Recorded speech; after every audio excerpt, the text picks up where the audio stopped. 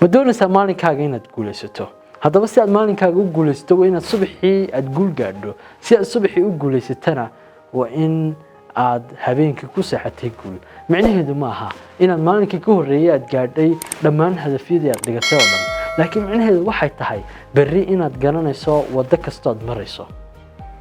haddaba halkan waxaan kugu sheegayaa 3 hab oo haddii aad samayso aan ku ballan qaadayo maalinkaaga inaad guulaysanayso 1 qorshee maalinkaaga isweydii waa maxay hadafkaagu hadafkaad berito hore doonaysa inaad gaadho hadafkeeba ugu weyn oo haddii aad gaadho 60% ka mid ah hadafyadaada aad gaadhay hadafkeebaad subaxii qabanaysaa keebaad gelinka dambe qabanaysaa hadafyadaada waa inaad qorsheyso waxay taasi kuu sahlaysaa in si nidaamsan aad u ogaato hadafyadaasi u kala horeeyaan hadafyadaada dib u eeg oo dib u akhri ku celceli in badan waayo caqligeenu 2 qaybood ayuu qaybsan yahay lakabka sare oo loo yaqaan conscious mind iyo lakabka hoose loo yaqaan subconscious mind subconscious mind marka loo eego conscious mind aad ayuu uga awood badan yahay 24 saacadood maalinkii 7 cisho isbuuciiba 365 cisho ee sanadkiiba mar walba way shaqeysaa ilaa aynu ka dhimanayno habeenkii xitaa markaynu saxano way shaqeysaa haddaba lakabka hoose caqligeenu waa meesha laga maamulo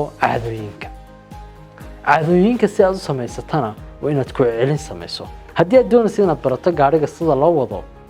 maalin ku baramaysid oo 2 ku baramaysid xitaa 3 ku baramaysid xitaa haddii aad maskax fududahay oo markiiba barato laakiin waxaad mar walba u baahanaysaa ku celin ayaad u baahanaysaa oo muddo isbuuc inaad si wanaagsan u wado haddii ay kugu sii dheeraato ama aad in badan sii wado ku celin ayaad ku samaynaysaa ilaa marka dambe aad ku noqonayso qof aad ugu wanaagsan wadista gawaadhida haddaba sidaas la mid ah si ay kugu fududaatay wadista gaarigu haddii aad ku celin samayso sidoo kale waxa kuu fududaanaya hadafyadaada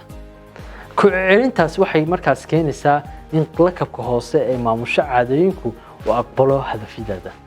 marka si fudud ayaad u gaaraysaa dhammaan hadafyadaada maalinkaas su'aalahan caqligaaga ha weydiinin habeenkii ha ku seexan adigoo isweydiinaya su'aalo walwal kugu abuuraya iyo naxdin adigoo isweydiinaya talow sideed kiradii u bixisaa sideebaad biilkii u bixisaa sideed u xalisaa mashaakilkan familkee ku haysta sideebaad u xalisaa mashaakilkan caafimaad sideebaad u xalisaa mashaakilkan yacni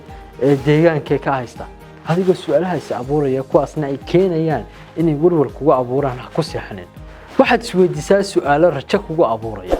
su'aalo suuragal ka dhigaya inaad maalinkaaga berito la guul weyn gaadho laakiin iska ilaali inaad isweydiiso su'aalahaas kugu abuuraya walwalka